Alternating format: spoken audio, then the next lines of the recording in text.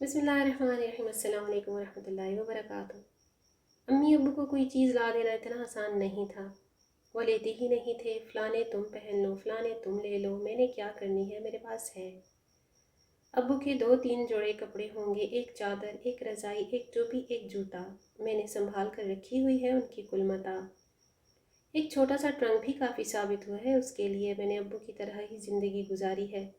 मुझे खूब अच्छी तरह समझ है उनकी तबीयत कैसी होगी। वो भी कहीं बहुत पहले फ़ौत हो चुके थे। ग़ालिबन सन 47 के बंटवारे में वो अक्सर गांव की बातें याद करते थे। बड़े दादाजी अपने वालिद साहब की, ताया चचा की, उनकी ज़िंदगी का मकसद बस बच्चों की तालीम और तरबियत ही था। मैंने उन्हें अपनी इंजॉयमेंट के लिए भी कभी कुछ करते नहीं देखा था। उनकी कोई पर्सनल लाइफ नहीं थी, कोई दोस्त नहीं था। उन्होंने बड़ी छोटी उम्र में नौकरी शुरू कर दी थी, मैट्रिक के बाद। अम्मी उनकी तायाजाद थीं और नौकरी के बाद वो अम्मी को साथ ही लिए फिरे। महकमा तालीम में क्लर्क भर्ती हुए और सारी ज़िंदगी तबादलों में गुजर गई। कभी मुजफ्फरगढ़, कभी जनावाला, कभी झंग, कभी पीर महल, कभी रावलपिंडी। मेरी पैदाइश पीर महल की है। वहाँ कोई गौसिया स्कूल या कॉलेज था, उसमें क्लर्क थे। वहाँ किसी ने खुदा खूफी स्कूल का कोई क्वार्टर दे दिया था। एक कमरा था इतना सा, ये इस कमरे से भी छोटा। ये पलंग बड़ी मुश्किल से आता था उसमें। दूसरी चारपाई आधी पलंग के नीचे रखनी पड़ती थी। एक ट्रंक था हमारे पास, उसी में बिस्तरे कपड़े रखे होते थे। पानी नहीं था वहाँ, माश की मटके भर जाता था हर रोज़। तुम्हारे अब्बू से 10 पैसे महीना दे देते। अम्मी की डिस्क्रिप्शन मेरे बचपन का हिस्सा बन चुकी थी एक तरह से। अम्मी का वो सब ट्रंक मेरे पास है अभी भी। मेरा दिल करता है कभी पीर महल जाऊं और वो गौसिया स्कूल या कॉलेज देखूं जिसके क्वार्टर में मैं पैदा हुआ था। मैंने नेट पर सर्च की थी एक बार, कुछ मिल भी गया था रेफरेंस तरह का। लाहौर में मामू मोहम्मद शाह और बरादरी के लोग रहते थे। अम्मी ने खाला बतूल के यहाँ 10 रुपये कमेटी डाल ली थी। सन 62 में अम्मी के 2 झुमके कंठी बेचकर अब्बू ने मामू मोहम्मद शाह के करीब एक प्लाट ले लिया था। बाद में कुछ प्रोविडेंट या बेनेवलेंट फंड निकलवा कर उस पर एक कमरा डालवाया और किराए पर दे दिया।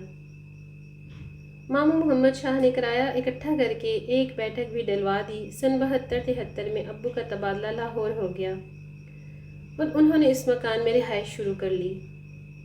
सन 84 में एक बार फिर अब्बू का तबादला झंग हो गया। अब हेड क्लर्क से सुपरिटेंडेंट बना दिया गया।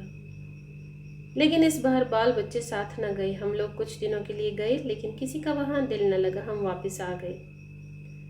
सन 85 में अब्बू को ख्वाब में हुक्म हुआ कि नौकरी छोड़कर लाहौर चले जाएं। अब्बू इस्तीफ़ा देकर लाहौर आ गए और तसनीफ़ और तालीफ में मसरूफ़ हो गए। मैं उनका कातिब था। उसी साल अब्बू शदीद बीमार होकर बचने की उम्मीद ख़त्म हो गई। हम हर रोज़ सहमे हुए उठते कि अब्बू ने आज फौत हो जाना है। मुझे नहीं लगता ये बचे। अम्मी बाजी फजीलत को कह रही थी एक दिन, अम्मी बच जाते हैं, इनसे भी ज़्यादा बीमार बच जाते हैं। बाजी फजीलत ने अम्मी को ढारस बंधाई। एक रात अब्बू की तबीयत ख़राब हुई और उन्होंने चारपाई सहन में लाने को कहा। उनका ख्याल था वो मर गए तो लोग जमा होंगे, बेहतर है मैयत पहले ही सहन में हो। बच्चों को रोने ना देना, मोहम्मद शाह के घर भेज देना, खुद भी ना रोना ज़्यादा। मैंने अब्बू को जैसे वसीयत करते सुना। अम्मी ने ये सुनते ही रोना शुरू कर दिया। छोटे बहन भाइयों का बाप बनकर ख्याल रखना, तुम मेरी जगह पर हो। गालिबन भाई साहब को मुखत्तब किया था, भाई साहब को या उससे छोटे वाले को, लेकिन अल्लाह ताला ने वो रात भी गुजार दी। उन्हीं दिनों अब्बू ने अल्लाह ताला से दुआ की कि बारी ताला में सारी ज़िंदगी बाल बच्चों की परवरिश में लगा रहा और मेरा ख्याल था कि बुढ़ापे में कुछ फरागत मिलेगी और कुछ तसनीफ़ और तालीफ का काम कर लूँगा, तो मुझे 10 साल की मोहलत दे दे। अब्बू की उम्र उस वक्त 52 साल थी। अब्बू की दुआ सुनी गई और वो मोजज़ाती तौर पर ठीक होना शुरू हो गए। अगले 10 साल उन्होंने तसनीफ़ व तालीफ में बसर किए। मैं ही उनका कातिब था। सन 94 में उन्हें हार्ट अटैक हुआ और उन्होंने फिर अल्लाह ताला से कुछ मोहलत मांगी। मुझे मुस्कुरा कर जवाब दिया है। एक दिन मुझे बेतकल्लुफ़ी में बताने लगे, लेकिन सन 94 से 2003 तक के साल बहुत डिस्टर्ब गुजरे। एक से बढ़कर एक मुसीबत। बीवी फौत हो गई, सबसे बड़ा बेटा फौत हो गया, चचा नईम फौत हो गए, चचा जाहिद फौत हो गए। چھوٹے بیٹے کی ٹانگ ٹوٹ گئی، ایک بیٹی شادی کی رات بیمار پڑ گئی، ایک بیٹی کی بارات ہی نہ آئی، فوتگیاں، تکلیفیں، تنگیاں، بے عزتیاں، پتہ نہیں کہاں سے گزرے تھے وہ دن ان دنوں۔ ابو 16 نومبر 2003 کو اس دار فانی سے کوچ کر گئے۔ اللہ تعالیٰ ہر ہر لمحہ درجات بلند فرمائے اور جنت الفردوس میں اعلیٰ و عرفہ مقام عطا فرمائے، آمین۔ ویڈیو اچھی لگے تو لائک اور شیئر ضرور کیجیے گا۔